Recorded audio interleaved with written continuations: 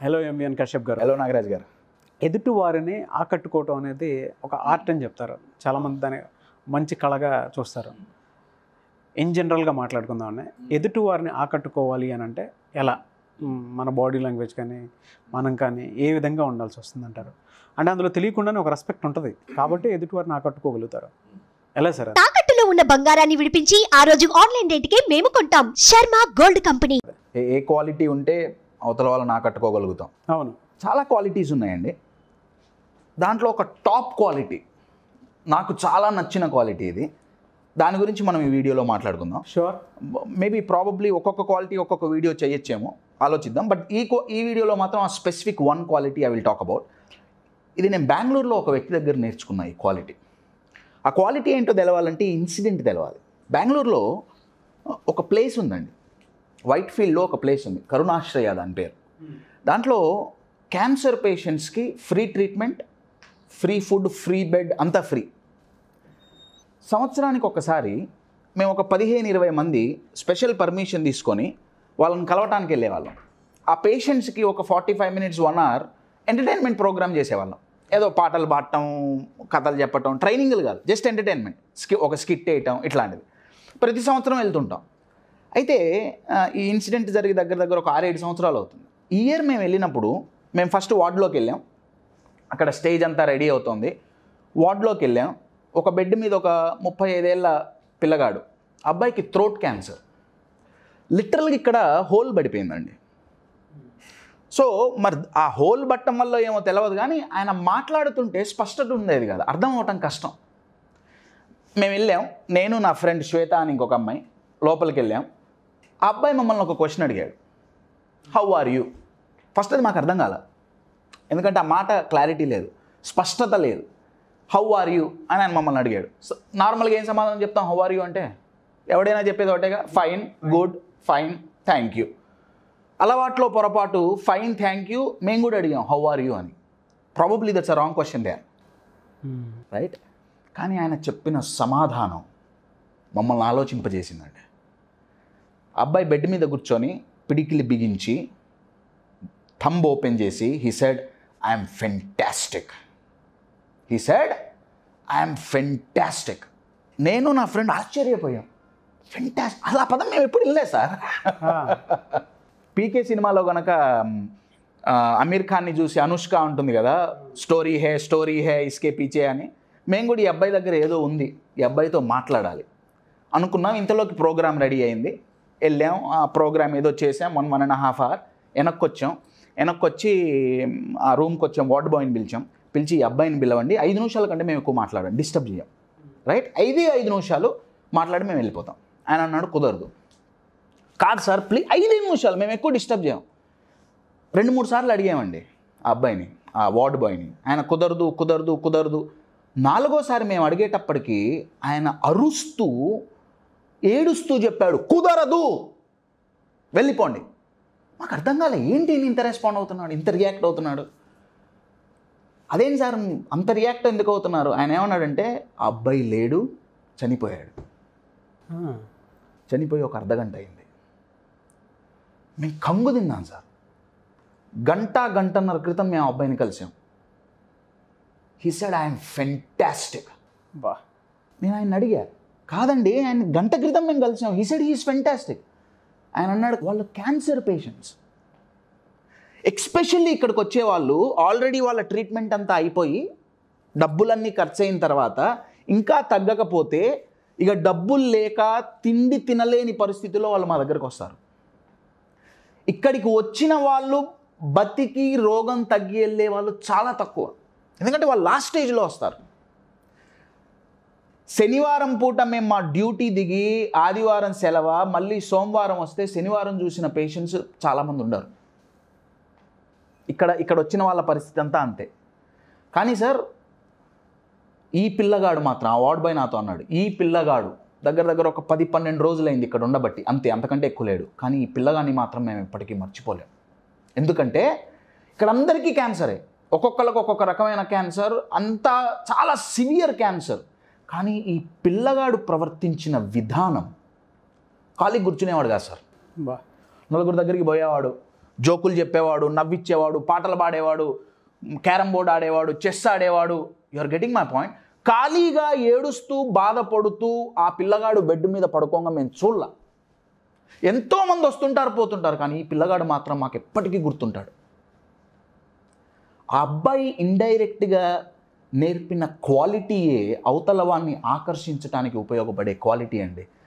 ఆ క్వాలిటీ పేరే ఎంథూజియాజం. తెలుగులో దీన్ని ఉత్సాహం అంటారు.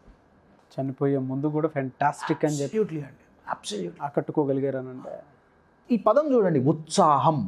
ఎవరికైతే ఉత్సాహం ఉంటుందో వాళ్ళ జీవితం ఒక ఉత్సవంలాగా ఉంటుంది. You are getting my point. అబ్బాయితో మేము చాలా మాట్లాడదాం అనుకున్నాం, కానీ కుదరలా. వార్డ్ బాయ్ అని అడిగాం, మీరు ఎప్పుడైనా మాట్లాడే ప్రయత్నం చేశారా అంటే వార్డ్ బాయ్ అన్నాడు, మేము చాలాసార్లు అడిగాము ఆ అబ్బాయిని, క్యాన్సర్ చాలా పెయిన్ఫుల్ కదా, నువ్వు ఇంత ఉత్సాహంగా ఎట్లుండగలుగుతున్నావు? ఆ అబ్బాయి అన్నట్ట, క్యాన్సర్ ఉంది నాకు, ఫిజికల్గా లాట్ ఆఫ్ పెయిన్, ఫిజికల్గా లాట్ ఆఫ్ పెయిన్. బాధ అనేది నా బాడీకి మాత్రమే, నా మైండ్కి కాదు. నేను ఉత్సాహంగా ఉండటానికి నా ఫిజికల్ పెయిన్ నన్ను ఆపలేదు. Look at his statement. You are getting my point. ఉత్సాహం వెరీ పవర్ఫుల్ క్వాలిటీ అండి. Enthusiasm is like a human magnet. Magnet కనుక ఇనుమును ఎట్లయితే గుంజుకుంటుందో, ఎవరికైతే ఉత్సాహం ఉంటుందో వాడు మనుషుల్ని గుంజుకోగలుగుతాడు. You are getting my point. But unfortunately అండి, ఈ ఉత్సాహం చాలామందిలో చనిపోయింది. అవునండి. ఎప్పుడు ఏడుపే. హౌ ఆర్ యూ అంటే ఫైన్లు కడుతుంటాం, ఫైన్. అరే ఎట్లుంది లైఫ్, ఎట్లుంది, ఏదో నడుస్తుంది. ఎందుకు కదండి, చల్తా హే, దౌడతా క్యూ నహీ హై. You are getting my point. నేను మా బంధువులకు ఒక ఆయనకి ఓపెన్ హార్ట్ సర్జరీ జరిగితే హాస్పిటల్లో 10-12 రోజులు ఉండాల్సి వచ్చింది. Okay. Open heart surgery, heart attack, bypass surgery.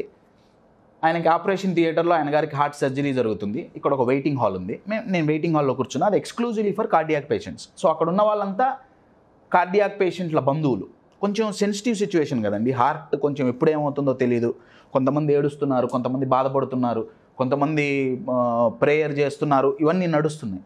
కానీ జనరల్ టాక్ ఏంటంటే అండి, అక్కడ ఏంటో రాక ఇదే రావాలా, హార్ట్ ప్రాబ్లమే రావాలా మా వాళ్ళకి, మేమేమన్నా పాపం చేస్తుంటే దేవుడు శిక్షించాలనుకుంటే హార్ట్ అటాక్తోనే శిక్షించాలా, ఏ బీపీఓ షుగరో అయితే మందులు వేసుకుంటే తగ్గిపోతుంది కదా, ఇంత ఇయ్యాలా. నేను విన్నా. నాకు సైకాలజీ అంటే చాలా ఇష్టం, మనుషులు ఆలోచించే విధానం. నేను కింద ఎండోక్రైన్ డిపార్ట్మెంట్కి వెళ్ళాను, డయాబెటాలజీ డిపార్ట్మెంట్కి, షుగర్ వ్యాధి సంబంధించిన. అక్కడ అందరూ కూర్చొని ఉన్నారు డాక్టర్ కోసం వెయిటింగ్. అక్కడ వాళ్ళ టాక్ ఏంటంటే, ఏంటో షుగర్ వచ్చింది, రోజు మందులు మింగాలి, చప్పటి జీవితం అయింది, చేదు జీవితం అయింది, స్వీట్ తినలేము, టీలో షుగర్ ఉండదు, ఇంకేమన్నారో ఏదో ఒక ఆపరేషన్ అంటే చేసుకొని 2 రోజులు హాస్పిటల్లో పడుకుంటే అయిపోతుంది, ఏ బాధ ఉండదు. హార్ట్ అటాక్ వచ్చినోడేమో షుగర్ వస్తే బాగుండు అనుకుంటున్నాడు, షుగర్ వచ్చినోడేమో ఇంకోటి ఏదో వస్తే బాగుండు అనుకుంటున్నాడు. నేను ఆర్థోపెడిక్ డిపార్ట్మెంట్కి వెళ్ళా, చెయ్యి ఇరిగినోడేమో కాలు ఇరిగితే బాగుండు అనుకుంటున్నాడు, కాలు ఇరిగినోడేమో చెయ్యి ఇరిగితే బాగుండు అనుకుంటున్నాడు, ఏమి ఇరగని వాడు ఇంకేదో ఆలోచించి ఏడుస్తున్నాడు. ఇన్ షార్ట్ ఉత్సాహం అనేది చనిపోయిందండి. అన్నీ కలిసి వచ్చినప్పుడు, అన్నీ మంచిగా ఉన్నప్పుడు ఎవరైనా ఉత్సాహంగా ఉంటారు. You are getting my point. కానీ కలిసి రాని సిచ్యువేషన్స్ వచ్చినప్పుడు కూడా ఉత్సాహంగా ఉన్నవాడే ఛాంపియన్ అండి. నా దృష్టిలో అయితే వాడు ఛాంపియన్. కానీ ఉండటం ఎలా? సమస్యలు వచ్చినప్పుడు ఉత్సాహంగా ఉండటం ఎలా? ఉత్సాహం ఉండాలి, చాలా మంచిది, కానీ ఎలా? దీనికి ఆన్సర్ ప్రాబబ్లీ నేను క్రికెట్ నుంచి చెప్పచ్చు. క్రికెట్లో బాల్ తగులుతుందని బ్యాట్స్మెన్కి తెలుసు కదండి, బాల్ చాలా వేగంగా వస్తుంది. వామ్మో బాల్ తగులుతుందేమో, 2 చేయాలి, 1 క్రికెట్ మానేయాలి, ఆడకూడదు. లేదా క్రికెటర్లో ధైర్యం చేసి హెల్మెట్ పెట్టుకున్నాడు, గ్లౌస్ పెట్టుకుంటాడు, లెగ్ ప్యాడ్స్ పెట్టుకుంటాడు, ఆర్మ్ గార్డ్ పెట్టుకుంటాడు, రిబ్ గార్డ్ పెట్టుకుంటాడు, ఫిజికల్గా ప్రిపేర్ అయ్యి వెళ్తాడు. అవును. Your getting it. బాల్ తగులుతుందని తెలుసు, కానీ తగలకుండా జాగ్రత్తలు తీసుకొని పోతాడు. ఎవడైతే సమస్యలు వస్తాయి, కష్టాలు వస్తాయి అని ఎవడైతే ప్రిపేర్ అయ్యి వెళ్తాడో వాడికి ఉత్సాహం తగ్గదండి. అవును, వాడికి ఉత్సాహం ఎప్పుడూ తగ్గదు. మై డియర్ ఫ్రెండ్స్, నేను మళ్ళీ చెప్తున్నా, ఉత్సాహంగా ఉంటే జీవితం ఒక ఉత్సవంలాగా ఉంటుంది. You are getting my point? My dear friends, it's very very powerful. Enthusiasm is one quality which attracts people. ఒక పువ్వు తేనెటీగని రమ్మని అడ్వర్టైజ్మెంట్ చేయదండి. అవునండి. నేను ఇక్కడున్న హనీ బీ ప్లీజ్ కమ్ అని అడ్వర్టైజ్ చేయదు. దాంట్లో నుంచి వచ్చే ఫ్రేగ్రెన్సే ఇండైరెక్ట్ అడ్వర్టైజ్మెంట్ అండి. మనలో ఉండే ఫ్రేగ్రెన్స్ ఏంటయా అంటే ఎంథూజియాజం. ఆ ఎంథూజియాజం ఉన్న వాళ్ళ స్మైల్ కానీ వాళ్ళ నడక కానీ చాలా, వాళ్ళు మనుషులకు పవర్ బ్యాంక్ లాంటి వాళ్ళు సార్. వాళ్ళు సూర్యుడు లాంటి వాళ్ళు. సూర్యుడు రాగానే ఫ్లవర్స్ ఓపెన్ అయితే, పక్షులు రాగాలు తీస్తాయి, మనం నిద్రలేస్తాం. ఎవరైతే ఎంథూజియాస్టిక్గా ఉంటాడో, కార్పొరేట్లో లీడర్ అయినా, ఇంట్లో పేరెంట్ అయినా, అసలు వాళ్ళ ఆఫీసుకు రాగానే అబ్బా ఈయన వచ్చాడరా. You are getting my point? క్రికెట్లో కొంతమంది ప్లేయర్స్ ఉన్నారు, వాళ్ళు అవుట్ కానంతసేపు హోప్ ఉంటుంది.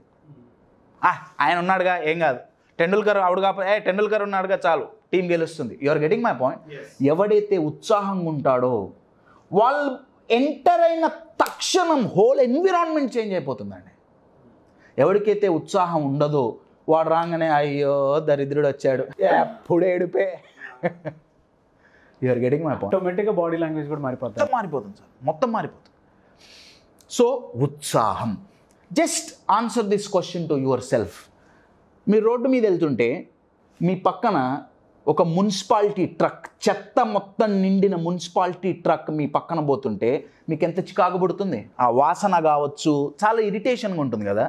వర్సెస్ ఒక ట్రక్ నిండా ఏ మల్లెపూలో గులాబీ పూలో ఉన్న ఒక ట్రక్ మీ పక్కకు పోతుంటే మీరు ఆ ట్రక్కుతోనే ట్రావెల్ అవ్వాలనుకుంటారు. మీ మైండ్ ఏ ట్రక్ లాగా ఉంది? చెత్త వేసే దానిలాగా ఉందా? అట్లుంటే ఎవరు మీ దగ్గరకు ఉండరు. వెరాజ్ this flowers, that is called enthusiasm. మీలో ఉత్సాహం ఉందా? మీరు ఆకర్షించడం కాదండి, జనాలు మీ దగ్గరకు వచ్చి క్యూ కడతారు. My dear friends, be enthusiastic, come what may. Yes, అత్యుత్సాహం చికాకే, నో డౌట్. ఆఫ్ కోర్స్ ప్రతిదానికి నెగిటివ్ సైడ్ ఉంది, నేను కాదనట్లే, but at a balanced level. My dear friends, have enthusiasm, celebrate life. డెఫినెట్గా sir. Thank you so much for the message.